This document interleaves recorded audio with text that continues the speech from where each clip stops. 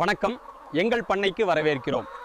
இன்று ஆரோக்கியமான கோழிகளை வளர்ப்பதற்கான சிறந்த முறைகளை நான் விளக்குகிறேன். இந்த கோழிகளை வளர்க்க முக்கிய செலவுகள் குஞ்சுகள் மற்றும் தீவனம். சமீப காலமாக தீவன விலைகள் கணிசமாக உயர்ந்துள்ளன. நாட்டுக்கோழி பண்ணையை சுத்தி பார்க்கலாம் வாங்க. அடுத்தது